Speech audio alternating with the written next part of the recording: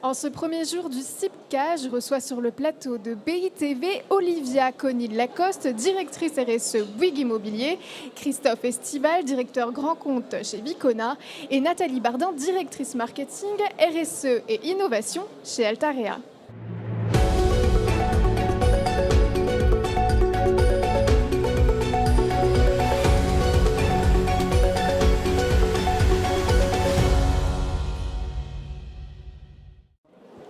Bonjour à tous les trois. Bonjour. Merci d'être avec nous. Vous venez de participer à la restitution du baromètre bas carbone des investisseurs immobilier réalisé donc par Business Immo en partenariat avec le CIPCA et sponsorisé par Altarea, Bouygues Immobilier, le groupe Duval et Vicona. Cette troisième édition du baromètre bas carbone dans l'immobilier a fait l'objet d'une consultation menée auprès de 35 investisseurs de l'Hexagone. Seulement 11,4% des répondants n'ont toujours pas adopté de cible en matière de réduction bas carbone contre 15% en 2023 et 26% l'année précédente. Peut-on donc parler d'amélioration, de prise de conscience peut-être, ou y a-t-il encore des points à améliorer ? Moi, je pense qu'on peut dire que si on regarde la question différemment, plus de 85% des investisseurs ont investi dans une stratégie bas carbone. Donc ça veut dire qu'ils ont bien pris la mesure de l'enjeu. Aujourd'hui, nos métiers, ils participent de près de 70% des émissions de gaz à effet de serre. Donc on a une vraie responsabilité autour de ça. Donc il y a prise de conscience. Après, on voit bien dans l'étude qu'aujourd'hui, il y a des étapes à franchir, il y a des indicateurs à créer. Peut-être que dans les pistes d'amélioration, j'en donnerai 3. Il y a la taxonomie européenne qui est une façon d'avoir un chiffre d'affaires vert qui est aligné sur l'ensemble des 6 indicateurs de la taxonomie, dont le carbone. Donc ça, c'est un premier élément de pilotage. Le deuxième, c'est peut-être le premier, c'est de mesurer son empreinte carbone. Et donc ça, c'est un travail qui est fait par chacun des acteurs et ça va dans le bon sens pour améliorer la performance actif par actif. Et puis le troisième élément auquel je crois beaucoup, c'est de calculer combien est-ce qu'on émet de CO2 par euro de chiffre d'affaires émis. Nous, chez Altarea, on est à un peu moins de 330 grammes de CO2 par chiffre d'affaires, par euro de chiffre d'affaires. Et donc c'est aussi une façon de lier performance financière et extra-financière. Et ça me semble essentiel. Et peut-être dernier élément, puisque dans ce baromètre bas carbone, par définition, on parle carbone. On est là des acteurs qui faisons la ville et moi je pense que derrière ces enjeux bas carbone il y a beaucoup d'autres enjeux, il y a la biodiversité, il y a la circularité, il y a les économies hydriques et comment est-ce qu'on consomme moins d'eau, il y a l'évolution des matériaux et donc en fait derrière cet intitulé bas carbone, je pense qu'il y a une autre façon de faire nos métiers et un enjeu de changement de paradigme. Si je peux compléter, je pense que cette étude montre quelque part qu'aujourd'hui plus personne n'y échappe.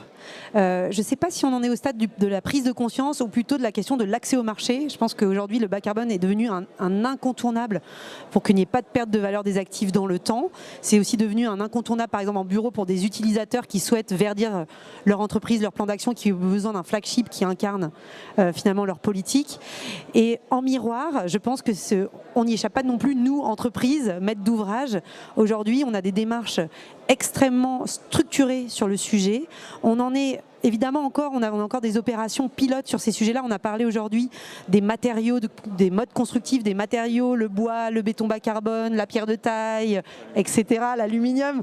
On a encore des opérations pilotes sur ces sujets-là. Mais ce qu'on a réussi à faire, et quelque part en regard des attentes des investisseurs, c'est d'avoir des démarches industrialisées sur le sujet. Je peux témoigner de Bouygues Immobilier qui a une démarche de logement qui s'appelle Cœur de Vie, dans laquelle sont intégrés des standards bas carbone, à la fois sur la partie énergie, mais aussi sur les modes constructifs, pour s'assurer qu'il n'y a plus une seule résidence de logement qui est livrée sans avoir intégré ces standards bas carbone, qui nous permettent d'être en avance sur le marché, parce que l'idée c'est évidemment d'être réglementaire, et ça c'est ce que nous demande la taxonomie européenne sur le carbone. Voilà, mais aussi d'avoir 1 à 2 ans d'avance sur la réglementation pour finalement préparer nos métiers et être capable de répondre aux demandes des investisseurs qui grandiront. On a bien vu que c'est une tendance qui va évoluer. Je rejoins Nathalie sur le fait, attention, pas d'œillères sur le bas carbone. C'est extrêmement important, mais comme le monde de la taxonomie européenne, il faut avoir quand même une vision holistique du sujet. J'aurais bien prononcé le mot adaptation au dérèglement climatique. Aujourd'hui, on a parlé d'atténuation et on est au CIPCA et on voit dans les programmes de conférences que l'adaptation, la question de l'adaptation, elle est aussi extrêmement importante. Est-ce que demain, on aura un baromètre des attentes des investisseurs en termes d'adaptation? On attend de voir. Alors, moi, nous positionnons Vicona un petit peu autrement, puisque nous sommes industriels et pas investisseurs. En revanche, nous sommes complètement tournés vers cette démarche depuis de nombreuses années. Et notre objectif et notre but, c'est de mettre justement à destination des constructeurs et des investisseurs l'ensemble des solutions qui leur permettent de baisser leur bilan carbone. Mais je vous rejoins d'aller plus loin, c'est-à-dire d'avoir une vision plus globale. Moi, j'aime beaucoup parler de circularité au sens large, puisqu'on parle de circularité désormais des usages.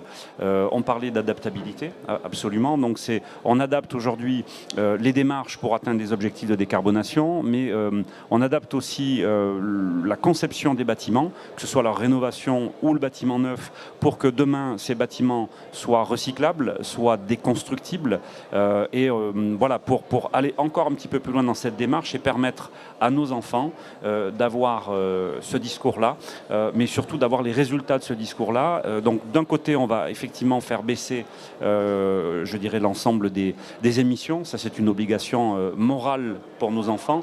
Mais par ailleurs, voilà, il faut aussi préparer le terrain. La construction d'aujourd'hui, celle que nous travaillons ensemble, c'est véritablement ce qu'ils pourront en faire demain en termes de... Il faudra qu'ils soient en capacité d'aller encore beaucoup plus loin en termes de décarbonation, de circularité. Ça se prépare dès maintenant. Et pour répondre à votre question et pour clôturer, effectivement, moi qui circule et qui présente nos solutions techniques, et de grands nombres d'industriels sont très très actifs dans ce domaine-là, auprès de l'ensemble des maîtrises d'ouvrage, des investisseurs, des promoteurs, il y a une prise de conscience, oui, qui est réelle et qui